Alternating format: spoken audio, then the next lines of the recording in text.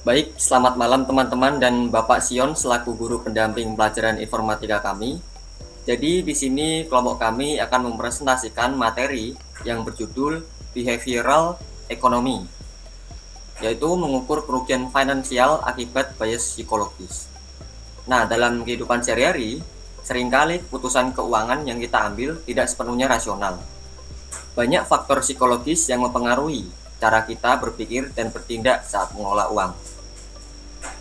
Hal inilah yang dipelajari dalam bidang behavioral economics, yaitu cabang ilmu ekonomi yang menggabungkan konsep ekonomi dengan psikologi untuk memahami perilaku manusia dalam mengambil keputusan finansial. Nah, pada presentasi ini, kami akan menjelaskan mengenai konsep dasar behavioral economics. Ada berbagai jenis bias psikologis yang dapat mempengaruhi keputusan keuangan, serta bagaimana bias tersebut dapat menyebabkan kerugian finansial. Namun, sebelum kami memulai presentasi ini, izinkan kami untuk memperkenalkan anggota kelompok kami, yakni dari saya sendiri, Imam Satrio Pratama Putra dengan nomor absen 14, dan Istiqmal Utomo Andrawinata dengan nomor absen 16. Nah, sekarang kita masuk ke bagian pendahuluan, yaitu latar belakang masalah. Mengapa kita sering rugi di pasar saham? Nah, di sini ada 3 faktornya. Yang pertama yaitu mitos ekonomi, yaitu teori klasik yang menganggap manusia adalah makhluk rasional atau homo economicus yang selalu mengambil keputusan paling menguntungkan. Yang kedua yaitu realitas psikologis, atau investor sering terjebak bias emosional, yaitu takut saat harga turun seperti panic selling, dan juga serakah saat harga naik yaitu FOMO atau fear of missing out. Dan yang ketiga yaitu tujuan proyeknya. Kami menggunakan simulasi komputer untuk membuktikan secara kuantitatif seberapa besar kerugian finansial yang disebabkan oleh emosi manusia dibandingkan strategi robot yang disiplin. Nah, sekarang kita masuk ke bagian landasan teori, yaitu integrasi konsep psikologi dalam ekonomi.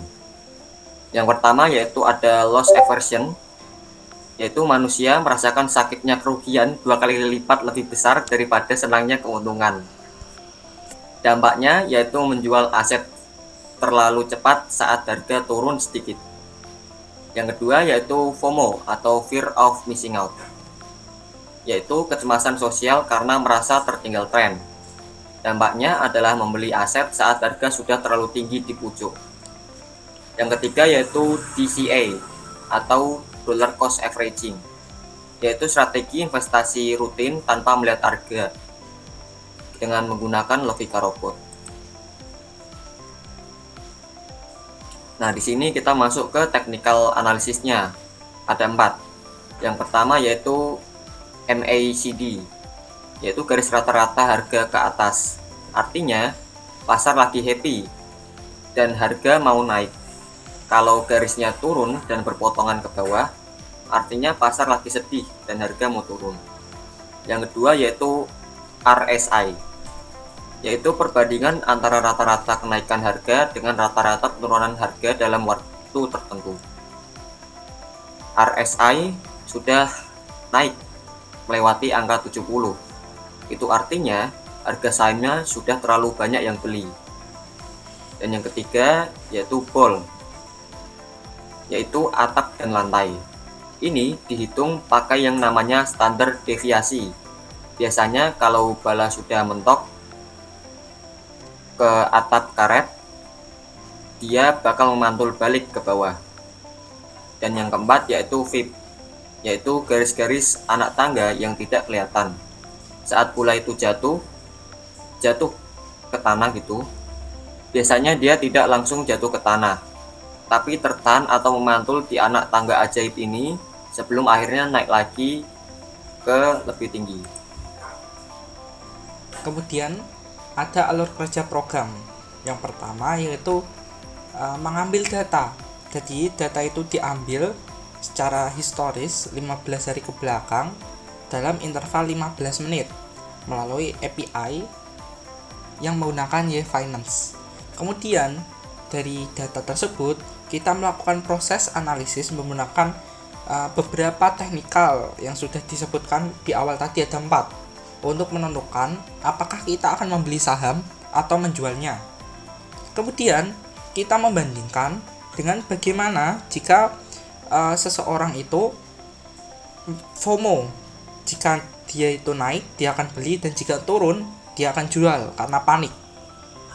Nanti akan menghasilkan sebuah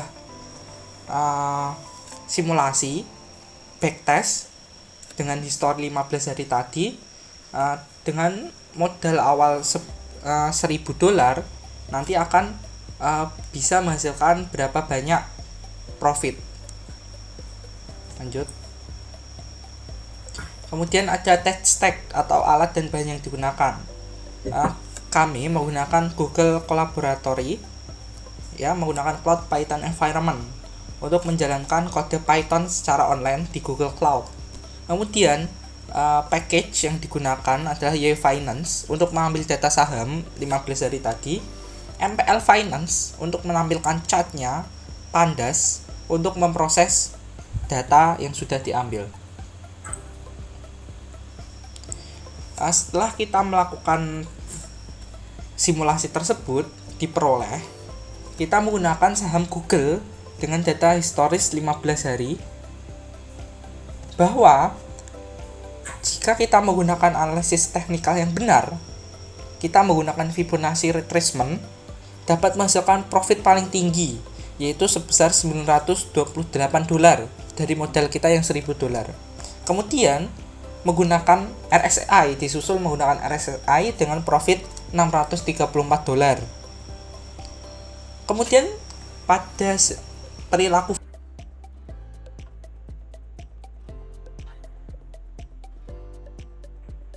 $30. Hal tersebut menjelaskan bahwa analisis teknikal dapat membantu mendapatkan profit lebih tinggi dibandingkan dengan menggunakan emosi panik.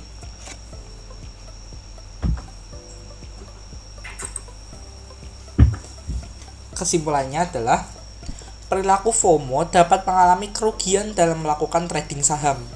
Maka dari itu diperlukan rencana yang matang dalam memutuskan untuk membeli atau menjual suatu saham.